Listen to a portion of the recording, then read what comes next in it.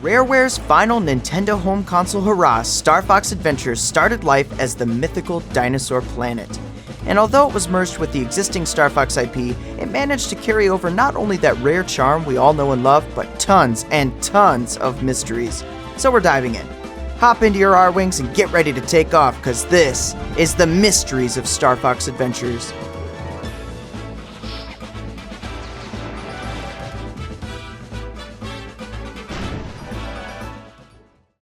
General Scale's ship. At the very beginning of the game, when playing as Crystal, we approach General Scale's ship. At first, all appears normal, at least as far as giant flying rocket pirate ships go. We take out some cannons and the propeller in the back, the ship swoops forward and turns to reveal a giant dragon head on the front. Is this ship alive? Is it a machine? It appears maybe the answer is a bit of both. The head and wings appear to be part of this dragon, but it has been modified and cybernetically altered to function as a ship. We never really see any other creature quite like it throughout the game, aside from maybe the much smaller Drakor or the wingless Galleon. Whatever it is, it's unique, and General Scales certainly is no stranger to cybernetically modifying other living organisms. The Shopkeeper. The Shopkeeper, or as he's known in the Japanese version, Shabunga. Yes, that's right, he has a name. And it's Shabunga. It's very fun to say. He states himself to be over 200 years old, but what's really strange about him is his abilities and appearance. He appears Sharpclaw-like, but he has no feet and floats almost like a genie. He also can seemingly teleport. So, long life, teleportation, and he can levitate. He also seems to be able to understand Fox without the need of translation, which is another strange ability. We can also haggle with him on the price of things. We can attempt to pay less, which rarely we can get away with, but we can always pay more for no reason or benefit. I think the Shopkeeper may actually be magical and have these abilities because he figured out the secret of the Scarab Wells, which is why he is the way he is. And it actually makes sense because one of the cheats you can unlock is to set the language to dinosaur, so he can, in fact, get the ability to speak in this other language from these wells. But speaking of that, Scarab Wells. The Scarab Wells can be found throughout Dinosaur Planet. Like I stated before, one is in the Shopkeeper's shop, and all the wells look similar. When approaching the wells, you can see some magical sparkles, and a mysterious voice tells us to drop 20 scarabs, and it'll give us a cheat token. Then when we do, it seemingly belches and throws us the token.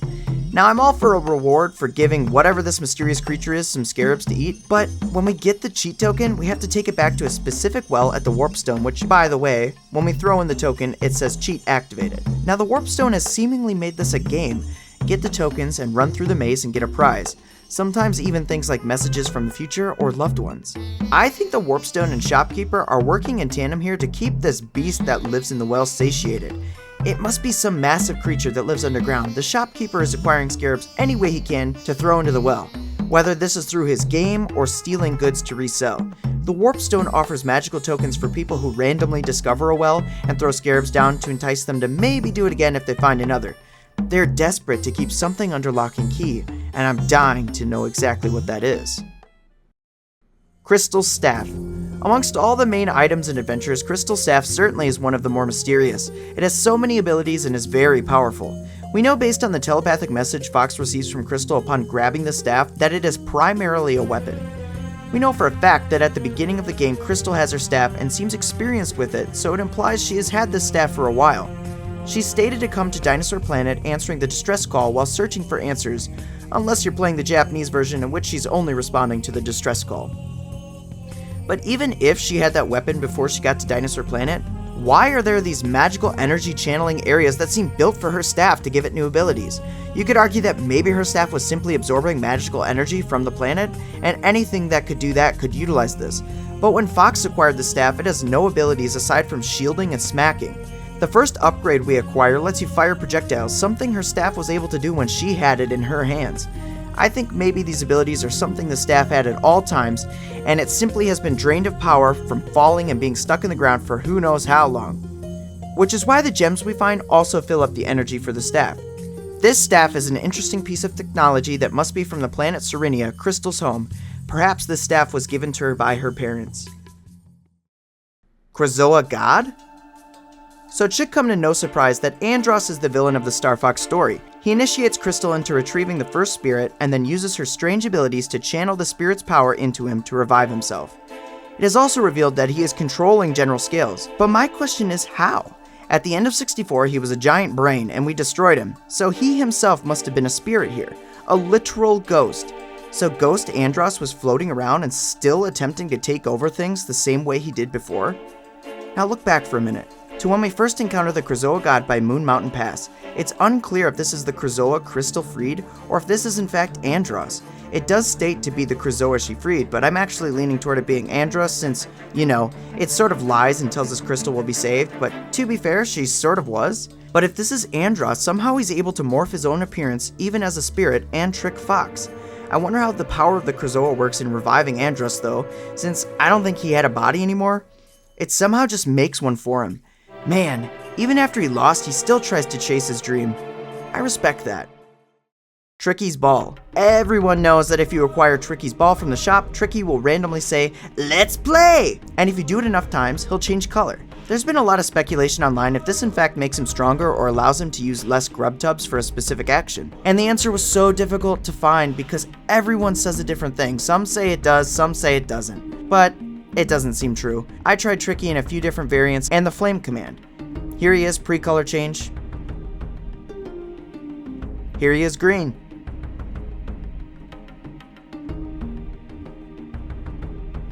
Here he is purple.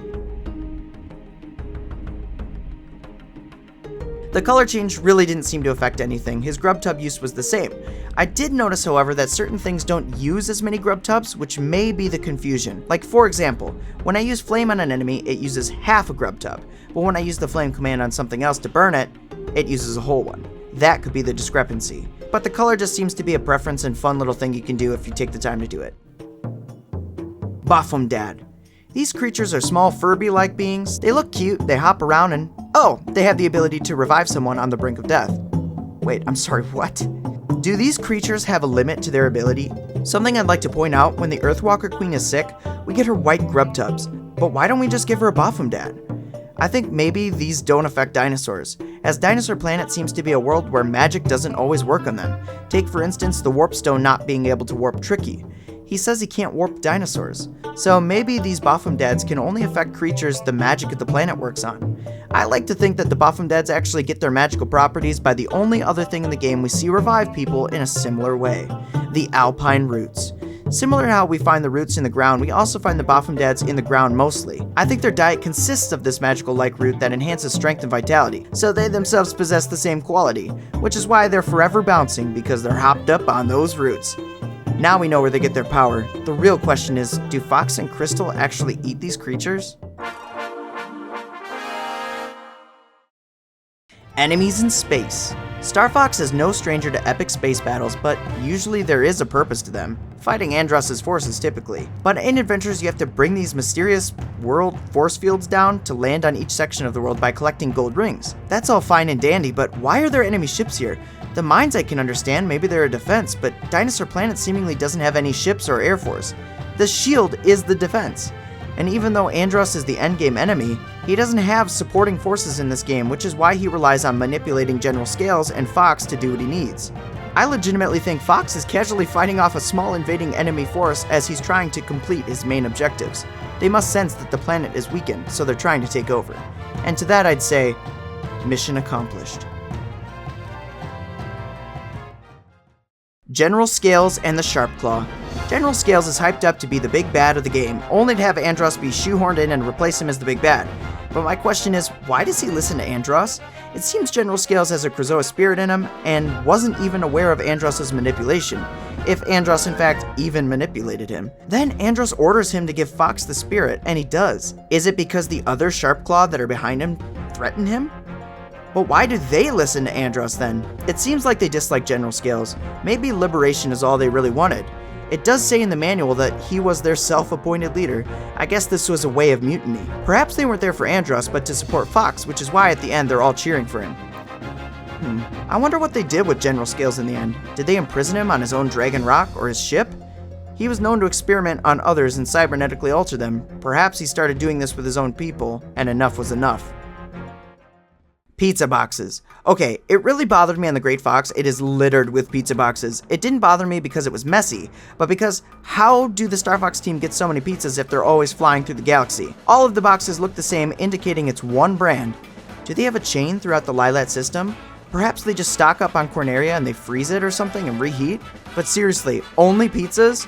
I want to know what the pizza is because it has to be the best in the galaxy, right? And if it's not stocked on the ship, is there someone that goes around delivering pizzas? Is this Falco's new job before he decides to come back to the Starfox team? I wonder. Well, that's all I have for you. Be sure to drop a like on this video. It really helps spread my content around and encourages me to make more videos. Also subscribe if you haven't so you don't miss an upload. Until next time, have a good one. Jiggylookback!